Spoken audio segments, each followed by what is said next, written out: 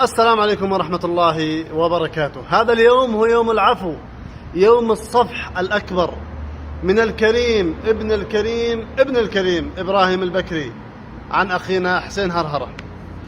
اليوم صباح الصبح قوموا حسين هرهرة وودوه إلى ساحة الإعدام، وجابوا المصحف وقالوا له اقرأ لك آيتين، وجابوا له السجادة قالوا صلي لك ركعتين. هذه آخر اللحظات لك في هذه الدنيا، سوف تنتقل بعدها إلى الدار الآخرة. لا كان يعرف ولم يعرف حسين هرهرة بأن هذا اليوم هو يوم ميلاد جديد له بعد أن تم العفو عنه في الداخل من قبل أخينا الكريم ابن الكريم إبراهيم البكري. سجد الرجل وجاءوا بالدكتور وخطط عليه من الخلف مقابل القلب حتى تكون الطلقات في القلب عشان يموت بسرعة. قصاص قاتل حنين الملاك الطاهرة الصغيرة. ولكن كان التأثير الأكبر للأم حفظها الله ورعاها، أم إبراهيم البكري وأخيه أيضا الأخ فهمي البكري حسب ما وصلتنا من معلومات.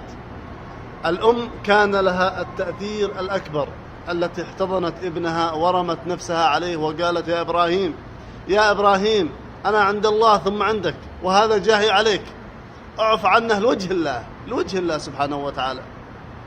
وكان إبراهيم الذكي الكريم ابن الكريم لم يعفو في ساعتها، وإنما ترك الأمر في ساحة الإعدام لله سبحانه وتعالى.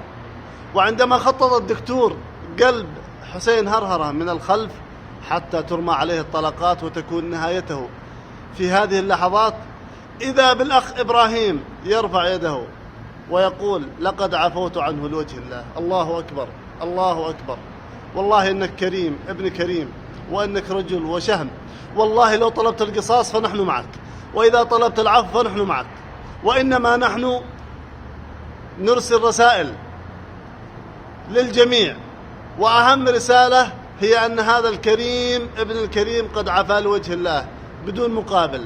الله أكبر الله أكبر. وإن تعفوا أقرب للتقوى كما قال الله سبحانه وتعالى. قال في الآية ولكم في القصاص حياة، وقال في آخر سورة البقرة وإن تعفوا أقرب للتقوى.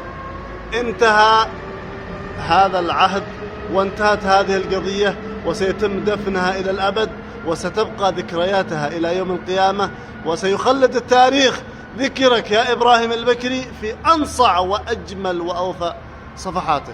وتبقى رسالتنا نحن صناع المحتوى على السوشيال ميديا: السلاح وما أدراكم ما السلاح، اتركوا هذا السلاح، اتركوا هذه العادة السيئة، تجنبوا حمل هذه القطعة القاتلة والمميتة في أسواقنا وفي حاراتنا. لا يحمل هذه القطعة إلا من هم مخولين بحملها من رجال الأمن وغيرهم فقط. من نتائج هذه الواقعة والحادثة أنه تم منع حمل السلاح في عدن والمناطق الجنوبية نهائيا، ونتمنى أن يطبق هذا القرار في المناطق الشمالية، أن يتم منع حمل هذا السلاح القاتل في جميع أنحاء المناطق الشمالية. لا للسلاح، نعم للقلم، نعم للعلم والتعليم. خذوا العبرة وخذوا الدرس من هذه الحادثة. ولو كنت مكانك يا حسين هرهرة سأذهب إلى أم إبراهيم وأقبل أقدامها وأقبل رأسها وأدعو لها في صلاتي ما حييت، رحمها الله وغفر الله لها وأكرمها بتربية أبنائها وبرهم لها، وأسأل الله أن يرزقها الفردوس الأعلى في الجنة. هذه رسالة للجميع: تجنبوا حمل هذه القطعة القاتلة أثناء الغضب. وهذا هو حسين هرهرة يولد مرة أخرى بعد أن قامت ابنته الطاهرة الصغيرة بالبكاء وتجاوب معها العرب وأبناء العرب في اعتاق رقبة والدها من السيف.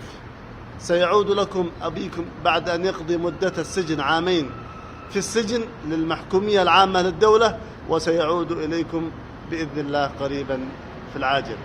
حفظكم الله ورعاكم. هذا كل ما كان عندنا، وأسأل الله أن يرحمنا وإياكم وأن لا يجعلنا في هذا الموقف وفي هذا المكان، إنه جواد كريم. والسلام عليكم ورحمة الله وبركاته.